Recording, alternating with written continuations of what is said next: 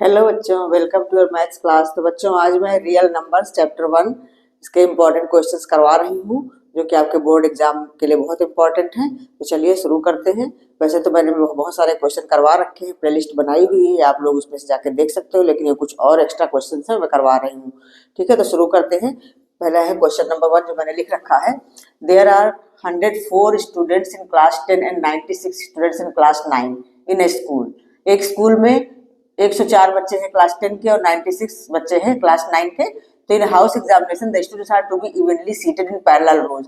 Parallel rows में उनको बैठाना है बच्चों को एग्जाम के लिए, और इस तरह से बैठाना है कि such that no two adjacent rows are of the same class, कि दोनों अगल बगल की जो रोज हैं वो एक ही क्लास की नहीं होनी चाहिए। मतलब एक रो है 10th की तो एक रो है 9th की, फिर एक 10th की फिर एक 9th की, ऐसे होना चाहिए। तो हमें निकालना क्या है, find the number of parallel rose of each class. तो दोनों हर क्लास की नंबर ऑफ पैरेलल रोज हमें निकालना है। तो जब इस तरह का क्वेश्चन आता है तो हमें क्या करना पड़ता है, इन दोनों नंबर का HCF करना पड़ता है। मतलब 104 बच्चे हैं 10वीं के और 96 बच्चे हैं 9th के, तो हम इनको किस तरह से रोज में डिवाइड करें। मतलब एक ऐसी नंबर होनी चाहिए ना कि जो कि दोनों नंबर को डिवाइड कर पाए, तो फिर उस तरह से हमारी रोज बनेंगी। ठीक है, तो ऐसे क्वेश्चन में हमें क्या निकालना होता है, HCF निकालना होता है। ठीक है, तो हम इन दोनों नंबर का सबसे पहले HCF निकालते हैं। तो ऐसे क्वेश्चन में ध्यान रखना HCF निकालना पड़ता है। तो HCF ऑफ 104 एंड 96, तो इनको हम प्राइम फैक्टराइजेशन मेथड से निकाल सकते हैं इजीली। छोटी छोटी नंबर है, कोई दिक्कत नहीं, प्राइम फैक्टराइजेशन से निकालो। 2 5 जा 10, 2 2 जा 4, फिर 2 से करेंगे तो 2 2 जा 4, यहाँ से एक बचा, ये हुआ 12, 2 6 जा 26, फिर 2 से करेंगे तो ये आया 13, ये हो गया पूरा। और इसी तरह से 96 का हम कर लेते हैं, तो 96 को भी 2 से हम डिवाइड कर सकते हैं। 2 4 जा 8, 2 8 जा 16, फिर 2 ले लेंगे हम, तो ये हमारा हो जाएगा 2 2 जा 4 और 2 4 जा 8, फिर 2 2 1 जा 2, 2 2 जा 4, फिर 2 लेंगे ये आएगा 6, फिर से 2 लेंगे ये आएगा 3। तो हमारे ये नंबर ऐसे आ गए। 104 इक्वल टू हो गया 2 रेज टू पावर 3 इंटू 13, 3 बार है ना, तो और इसमें कितने बार है, 1 2 3 4 5 बार है। तो हमारा 96 हो जाएगा 2 रेज टू पावर 5 और इंटू 3। तो HCF के लिए हमने क्या बताया था कि दोनों में कॉमन हो और स्मॉलेस्ट पावर। तो देखो 2 की पावर 3 इसमें भी है, और अगर इसको हम खोल के लिखेंगे तो 2 की पावर 3 इसमें भी आएगी। जो दोनों में कॉमन होता है वही तो होता है। इसको चाहो तो आप ऐसे लिख सकते हो, देखो इसको भी हम ऐसा लिख सकते हैं, 2 की पावर 3 इंटू 2 की पावर 2 और इंटू 3, ऐसे लिख सकते हैं ना। तो देखो 2 की पावर 3 दोनों में कॉमन आ रही है, तो HCF हमारा हो जाएगा 2 रेज पावर 3 मतलब 8। 2 को हम 3 बार मल्टीप्लाई करेंगे तो 8। अब हमारा ये नंबर 8 आ गया है। अब हमसे पूछा है कि नंबर ऑफ रोज पूछा है, find the number of parallel rose of each class. दोनों क्लास की नंबर ऑफ रोज पूछा हुआ है, तो हम निकाल लेते हैं number of rows of class 9, ये number of rows of class 10, दोनों का निकाल लेते हैं। तो हम निकाल लेते हैं number of rows of students of class 10, students of class 10 क्या हो जाएगा भाई, क्लास 10 के कितने बच्चे हैं 104, और हमारा HCF आया है 8। तो हम 8 से डिवाइड करेंगे इसको, तो कितनी बार जाएगा, 8 1 जा 8, 2 24, 8 3 जा 24, मतलब 13 रोज आ गई क्लास 10 की। इसी तरह से नंबर ऑफ रोज हम 9th का निकाल लेते हैं। Number of rows of 9th class equal to क्या हो जाएगा, 96 है बच्चे, और हम 8 से अगर हम डिवाइड करते हैं तो कितना आएगा, 8 1 जा 8 और यहाँ से 8 2 जा 12। तो 10वीं क्लास की रोज है 13 और 9th क्लास की रोज है 12। तो इसमें भी तो बोला है कि वो 2 रोज जो है एडजेसेंट रोज एक ही क्लास की नहीं होनी चाहिए। जो एक की 13 है, एक की 12 है, तो एक क्लास की हो ही नहीं सकती। एक ज्यादा है, नंबर एक कम, जैसे मान लो एक की 3 रो है, ऐसे छोटी नंबर मान लो, और दूसरे क्लास की 2 रोज है, जैसे 10वीं की 3 है और 9th की 2 है। तो हम देखो पहले 10वीं वाला रो, फिर 9th वाला रो जाएगा। ठीक है, ये 10th का रो है, 9th का, फिर 10th का आ जाएगा, फिर 9th का आएगा, फिर 10th का आ जाएगा। तो देखा कि 10th का पहला हो गया, तीसरा हो गया और लास्ट वाला हो गया, और बीच में 2 9th की। तो इसी तरह 13 और 12 को भी हम इस तरह से रोज में डिवाइड कर सकते हैं। ठीक है बच्चों, समझ में आया, ये तो हमारा क्वेश्चन हो गया। फिर पूछा है also find the number of students of class 9 and also class 10 in a रो। ये तो हमारा यही आंसर हो गया, जैसे हमने 8 निकाला है यही तो हो गया नंबर ऑफ स्टूडेंट्स। तो हम लिख देंगे number of students of class 9 is 8 और number of students of class 10 वो भी 8। दोनों का तो नंबर सेम होगा, मतलब सेम नंबर की रोज ही तो बनेगी, तो हमारे सेकंड वाले का आंसर यही हो जाएगा 8। तो इसको बस इस तरह से हमें लिखना है, number of 10th student, 10th class student, 10th class students in a row equal to हो जाएगा 8। इसी तरह दूसरा भी लिख दो, 9th का भी 8 ही होगा, तो number of 9th class students in a row equal to 8। तो दोनों का आ गया हमारा आंसर। ठीक है, समझ में आया? तो इस क्वेश्चन में कुछ भी नहीं था, लेकिन देखने में बड़ा था, इसलिए घबराने की जरूरत नहीं। इस टाइप का क्वेश्चन आता है तो हमें HCF निकालना होता है कि 2 क्लास के स्टूडेंट्स दिए हुए हैं और उनको हमें रो में बिठाना है और बराबर बराबर नंबर होना चाहिए रो में, तो इसमें हमें HCF ही निकालना होता है। ठीक है बच्चों, क्लियर हुआ है? तो अब चलते हैं नेक्स्ट क्वेश्चन की ओर। बच्चों अगला क्वेश्चन है, देखो in a school there are 2 sections A and B of class 10। Class 10 के 2 सेक्शन हैं, तो there are 48 students in section A and 60 students in section B। अब determine the least number of books required for the library of the school.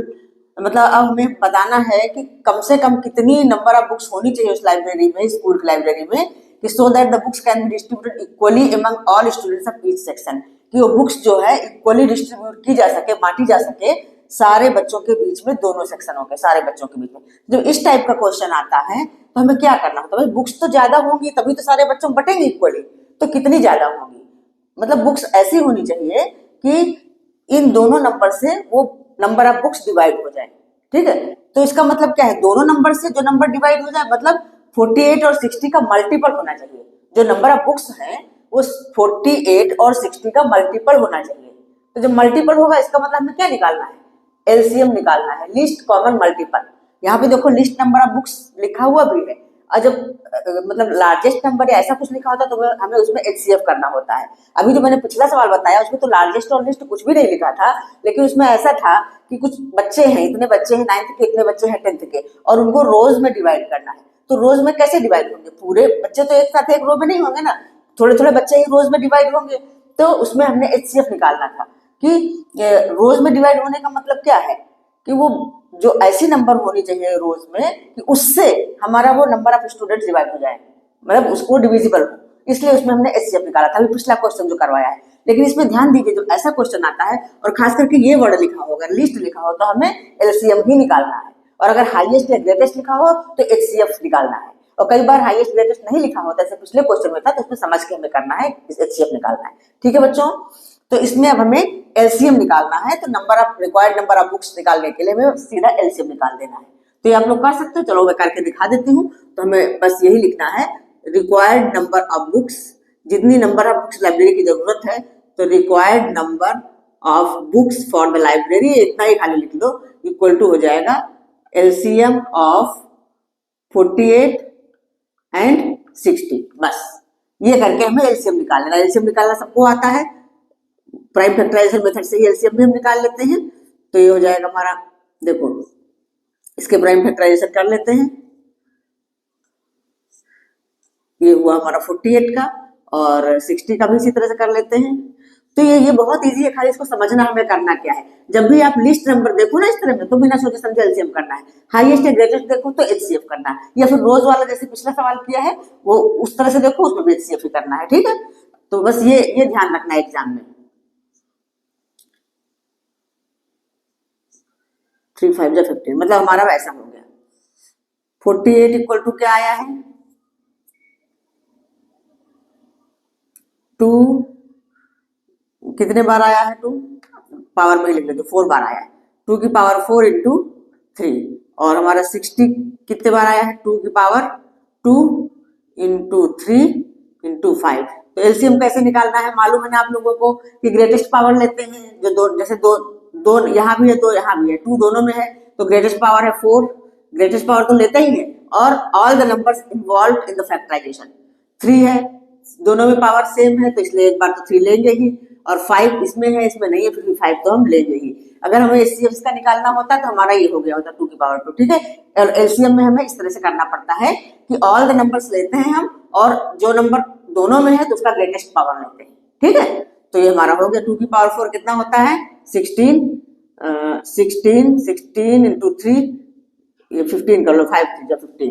अब इसको multiply कर लो, 15 छक्का 90, हासिल 9, 15 कम 15, 15 और 9 24, 240 ये आ गया नंबर ऑफ बुक्स 240। ठीक है बच्चों, क्लियर हुआ? तो अभी एक सवाल और करवा देती हूँ तो बिल्कुल क्लियर हो जाएगा आप लोगों को। बच्चों ये क्वेश्चन है, देखिए बहुत इंपॉर्टेंट क्वेश्चन, इस टाइप के क्वेश्चन आते हैं एग्जाम में। तो find the largest number that divides 2053 and 967 and leaves a remainder of 5 and 7 respectively।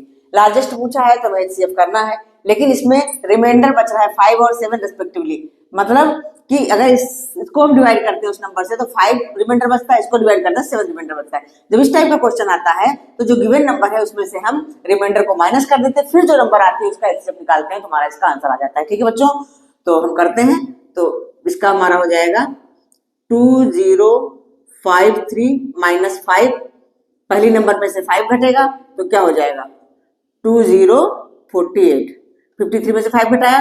अच्छा, दूसरा है हमारा 967 माइनस 7 करेंगे तो आ जाएगा 960। अब ये दो नंबर आ गए, अब इन दोनों नंबर का HCF निकालेंगे तो हमारी वो लार्जेस्ट नंबर आ जाएगी। ठीक है, तो ये थोड़ा बड़ी नंबर है, इनको हम प्राइम फैक्टराइजेशन से ना निकाल करके हम यूक्लिड दूसरे मतलब दूसरे तरीके से HCF निकाल सकते हैं। ठीक है, प्राइम फैक्टराइजेशन से भी हो जाएगा लेकिन थोड़ा लंबा पड़ेगा, इसलिए इनका HCF हम इस तरह से निकालते हैं। जो बड़ी नंबर है 2048, इसको हम डिवाइड करेंगे छोटी नंबर से 960 से। ठीक है, तो देखो कितने बार इसमें डिविजिबल है, 9 2 जा 18, 20 है, 2 बार चला जाएगा तो इसी से किससे कमी आएगा 200, 2 6 जा 12, कैरी ओवर 1, 2 9 जा 18 और 19। ठीक है, तो ये हो गया 8, 4 में से 2 गया 2 और 10 में से 9 गया 128। अब क्या होता है, इसको फिर इधर ले आते हैं 960, तब तक करते हैं जब तक रिमाइंडर 0 ना आ जाए। अब 128 है, 128, अब देखो 12 इस तरह से देखा जाता है, इधर का एक नंबर हटा दो उधर का 12 को इधर से, तो 12 से 84 लगभग, तो 7 टाइम्स तो जाएगा ही जाएगा। ठीक है, 7 टाइम्स करके हम देख लेते हैं। तो 7 8 56, हासिल 5, 7 14 5 19, हासिल 1, 7 1 7 1 8। ठीक है, अब 10 में से 6 घटाया 4, इधर हो गया 15 में से 9 गया 6, 64। अब नेक्स्ट स्टेप हमारा ये वाला इधर आ जाएगा, इस तरह से भी HCF करना आना चाहिए। ठीक है, HCF करना, सॉरी, इस तरह से भी HCF इजी होता है, बड़ी नंबर के साथ ऐसा ही करो तो इजी रहता है। अब 64 2 बार चला जाएगा, 2 बार जाएगा, 2 4 जा 8, हाँ पूरा कट गया, मतलब रिमाइंडर आ गया हमारा 0। जब रिमाइंडर 0 आ जाता है तो जो नंबर डिवाइड करती है वही हमारा HCF होता है, तो हमारा HCF इसका आ गया 64। ठीक है, हमें इन दोनों नंबर का HCF निकालना है। तो लार्जेस्ट नंबर क्या हो जाएगी, यहाँ पे आप लोग ऐसे लिख लो, लार्जेस्ट नंबर इक्वल टू हो जाएगा HCF ऑफ 2048 एंड 960। ठीक है, तो हमारा HCF 64 आ गया। अब हम लिख सकते हैं लार्जेस्ट नंबर इज दिस 64, तो इसका आंसर इस तरह से लिख दो, लार्जेस्ट नंबर इक्वल टू 64। ठीक है बच्चों, क्लियर हुआ? ये 3 सवाल मैंने करवा दिए। और चैप्टर 1 रियल नंबर में और क्या आता है, √3 को इरेशनल प्रूव करो, √5 को इरेशनल प्रूव करो, √2 को इरेशनल प्रूव करो, या 2 + 3√5 को इरेशनल प्रूव करो। तो ये सब मैंने बताया हुआ है, मेरे पिछले वीडियोस आप लोग देखोगे, प्लेलिस्ट खोलोगे तो उसमें इस तरह के क्वेश्चंस करवाए हुए हैं मैंने, तो वो तैयार कर लेना। और चैप्टर 1 में से इसी तरह के क्वेश्चन आते हैं, ये थोड़े अच्छे क्वेश्चन थे जो मैंने आप लोगों को करवा दिए, तो आई होप आप लोगों को समझ में आए होंगे। और इसी तरह के क्वेश्चंस आते हैं बोर्ड में। ठीक है, नेक्स्ट वीडियो में। ठीक है बच्चों, तो केयरफुल रहिए, पढ़ाई करिए मन से, ध्यान से। ठीक।